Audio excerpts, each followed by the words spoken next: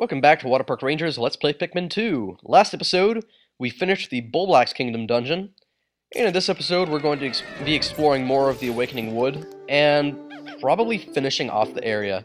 There's actually, I'm pretty sure there's only one treasure in the area that we haven't recovered yet. And we've already got 60% of the debt recovered, which is really quite nice. I wonder if every time that debt messages appear that I said, we've already... It certainly makes me feel like more progress is getting done than we might actually be doing. Anyway, reds are probably not going to be that useful for what we're going after.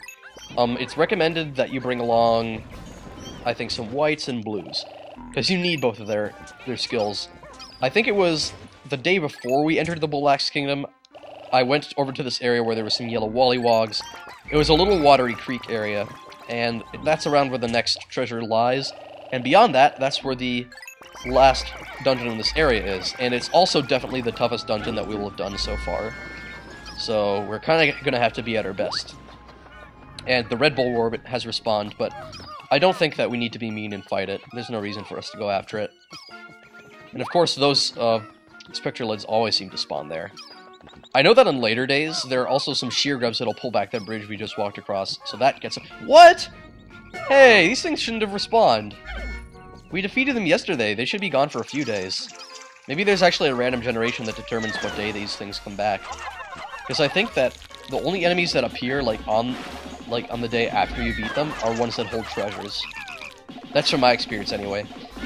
I always find it kind of weird that after you defeat the fiery Bulblax and perplexing pool, it disappears. I think there was actually one file where I left it alive just for that reason. Ugh. Let's get this scale out of the way just so we'll have more rooms when we're fighting this guy. I tend to say when we're fighting this guy a lot. That's one thing I've noticed. It sounds a little bit like when we're fighting the sky. Oh, speaking of which, I've been seeing more stuff for the Legend of Zelda Skyward Sword. At first I was thinking, like, this game looks kind of...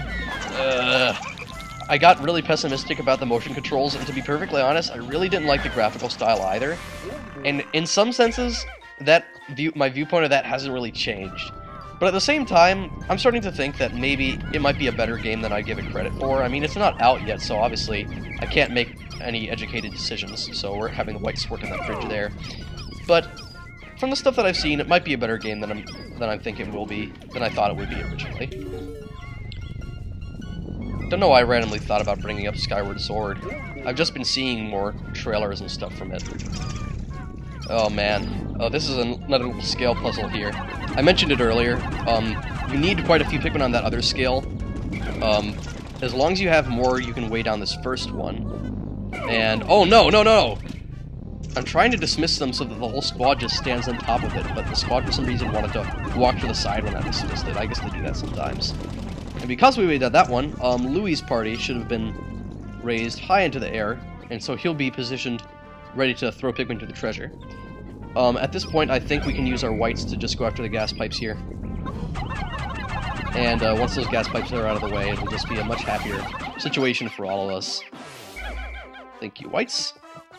Just walk them through here, and... Whoa! No, they fell in the water? Oh, how cool, though! Look! The blue Pikmin, did you see what they did?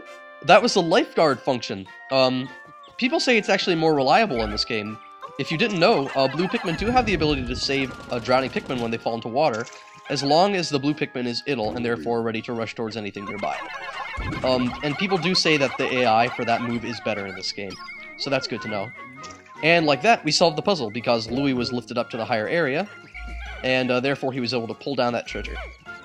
So that's pretty cool, and I really like those kinds of puzzles. They're just so much fun to work with, and I kind of wish they had, I wish they had more of those in this game, to be perfectly honest. And it looks like they're taking a different route back to the ship, because I think that's going to actually lead back to the ship a little bit more quickly, unless I'm mistaken. Oh no, a burrowing stagrid? I kind of forgot that thing was here! Oh no! I just ate white Pikmin! Oh wait, you've never seen this happen before. Intriguing, the creature showed symptoms of poisoning after consuming the white Pikmin.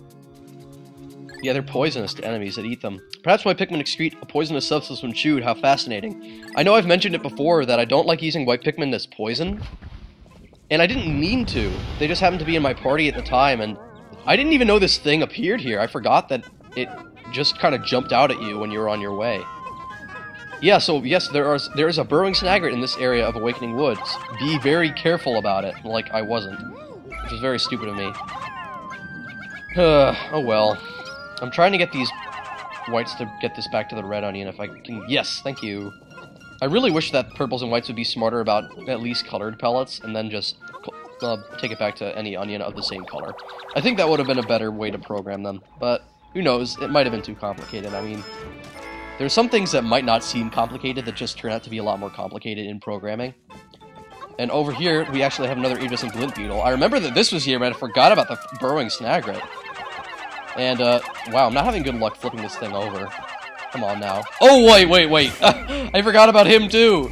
This last part of Awakening Woods just brings out all these stupid enemies right at the end. There's a burrowing snagret, a creeping chrysanthemum, and an iridescent glint beetle.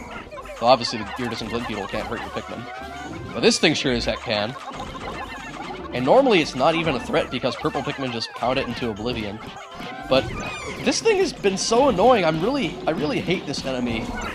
In this playthrough of the game, like, without using purples, this thing is a real bastard to fight. It's so annoying. It can only eat a couple Pikmin at once, but the fact is it has so much HP that it pretty much allows it to just do that every single time. And I think there was another honey wisp up there. After our losses against the burrowing snagret and creeping chrysanthemum, I've just decided to bring back a few of these things to the onion. I think we might need a few more Pikmin. Because unless I'm mistaken, I think this next dungeon is definitely going to run us a few more Pikmin short than the others because of some dangerous enemies we're going to encounter when we're going through it. And I really do hope to enter this dungeon this episode. I think I will. Yeah, there's really nothing else to do besides getting these last Pikmin gold. Signal voice crack. I don't know why that always happens. Typically that only happens due to the way that I record these. I'm typically just sitting back and recording it, and maybe it has to do with the angle at which I'm sitting. Or maybe it doesn't, I don't know. Actually, I remember there was a friend I had who, when he hit his 13th birthday, he sounded completely normal. But on this, right after, pretty much after he ate his birthday cake, he got such a severe crack in his voice that he couldn't speak without it. It was ridiculous. Recalling those days. Those were brutal days. Oh, yeah, let's just put these white Pikmin away. We're not going to really need too many of them in the dungeon. I'm just getting my party set up so we're going to be ready for the next dungeon. Typically, what I would recommend for the next dungeon, and it looks like there are a few stray Pikmin along the way, so they might set up for a counter a little bit. But yes, typically what I would recommend for this next dungeon is a healthy supply of purples. Bring in 15, no, probably 20. I'd recommend you bring along 20 purples, and it looks like there's some whites and blues that we're just gonna find on our way. And normally, I would not recommend bringing along any reds because there's 0 fire to deal with. Though because we're not using purples, I'm gonna bring along a good supply of reds. And as for yellows, a few of them. And I think with 96, we'll just pick up the next 4 on our way, and we'll be good. We'll have enough for the dungeon. Though, we might as well try and get that other glint beetle here, because I couldn't get that other one, and I kind of want more Pikmin. There we go. I don't know if I've mentioned this before, but I actually have 2 separate files. I copied this file into another one, and the other file that I have is actually a little bit further ahead. And in that other file, all I'm doing is just testing stuff out,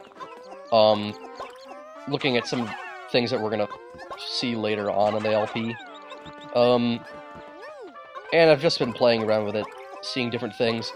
And one of the things I've noticed is, and I'm just gonna spoil it, there is a treasure later on in the game that will light up dungeons for you. And it kind of throws off the mood of the later dungeons because typically you're used to like the cool, darker environments, but then the later dungeons, by the time you get that item, are going to be light, and therefore they just don't seem as cool for that reason. But oddly enough, it appears that some of those areas, even if you go in them, they kind of anticipate for you to have that light up item, because they already have some rooms that are preset to be a lot lighter, as if you'd already found the item. And you can tell that's true because in the Glutton's Kitchen, you've already got that one room where the final floor, the giant bread bug, is already really well lit, and that's in stark contrast to the rest of the dungeon, which is actually quite dark. And I'm not saying that's a dungeon where they expect you to have the light up item yet. It's letting you know that that feature is in the game, that there is an option to light dungeons up even without the item. And maybe there's something you can do with Action Replay that causes that to work, but I'm not sure.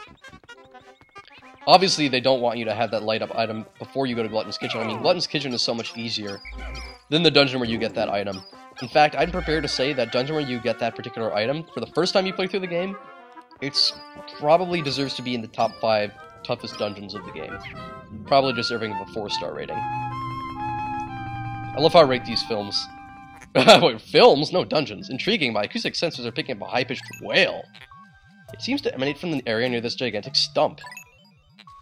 This large root must penetrate deep beneath the planet's surface.